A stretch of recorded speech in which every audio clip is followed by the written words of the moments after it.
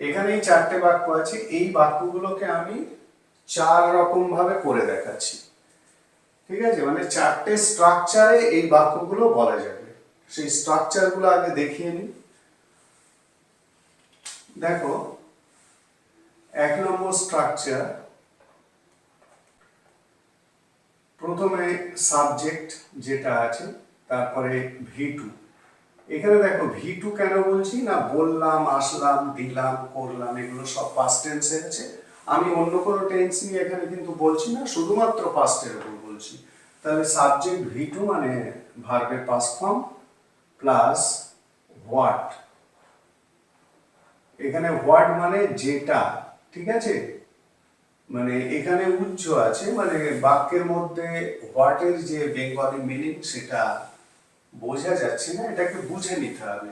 যেটা বলার কথা ছিল সেটা বললাম, এইভাবেই বাক্যগুলো কিন্তু আছে। এই হোয়াটের জায়গায় অনেক ক্ষেত্রে বাক্য অনুযায়ী এই কানেক্টিভটা চেঞ্জ হতে পারে, তো সেটাই আমি আসছি। সাবজেক্ট V2 হোয়াট প্লাস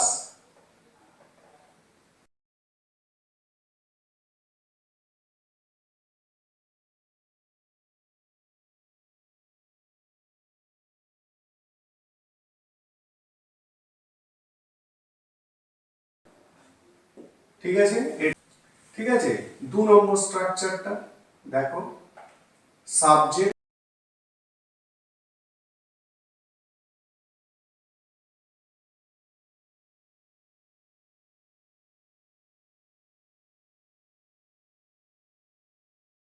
তিন নম্বর স্ট্রাকচার, সাবজেক্ট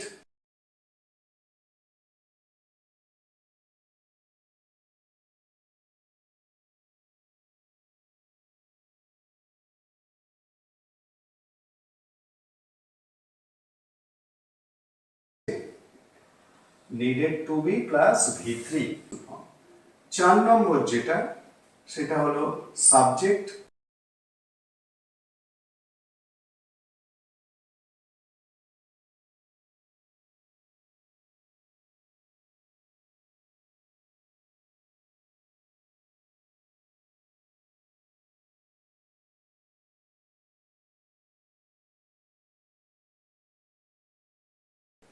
এই হলো আমার 4 নম্বর স্ট্রাকচার।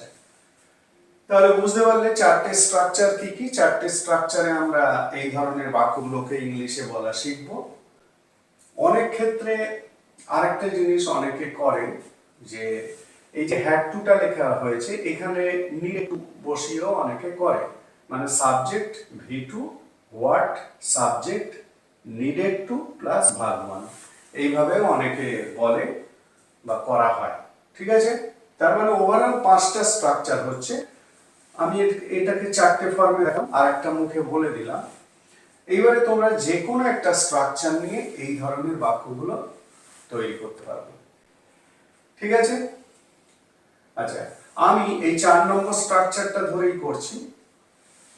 তাহলে বলার কথা বললাম কে না আমি, প্রত্যেক ক্ষেত্রেই সাবজেক্টটাকে আমি ধরে নিচ্ছি, সাবজেক্ট যে কেউ হতে পারে। তাহলে I said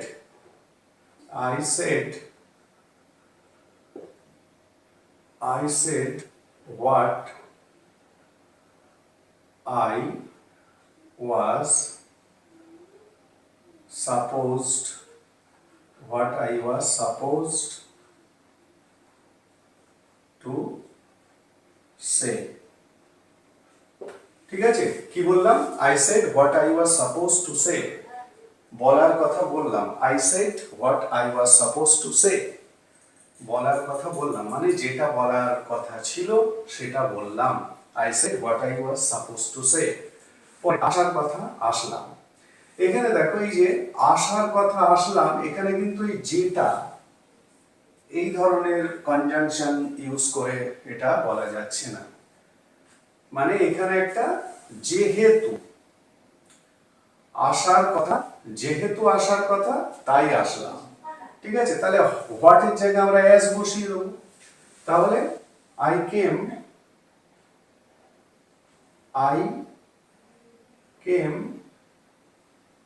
as I was supposed to come. কি বলবে? I came as I was supposed to come, মানে আসার কথা এলাম, আসার কথা ছিল তাই এলাম। বোঝা গেল? আমরা বাংলাগুলো বলি যখন এরকম ভাবে সংক্ষেপেই বলি, কিন্তু ওটাকে বড় করে নিতে হয় আমাদের বোঝার সুবিধার জন্য, যাতে আমরা সেটাকে সহজে ইংলিশে বলতে পারি। তাহলে I came as I was supposed to come, আসার কথা এলাম, দেওয়ার কথা দিলাম। এখানে যেটা দেওয়ার কথা ছিল সেটাই দিলাম, এইভাবেই বলতে পারো। তাহলে আমি দিলাম I gave what I was supposed to give। তাহলে কি বলবে? দেয়ার কথা দিলাম, এটার ইংলিশটা কি বলবে? I gave what I was supposed to give। পরেরটা করার কথা করলাম, মানে যেটা করার কথা ছিল সেটা করলাম। একইভাবে I did what I was supposed to do। তাহলে করার কথা করলাম, ইংলিশে কি বলবে? I did what I was supposed to do। বোঝা গেল?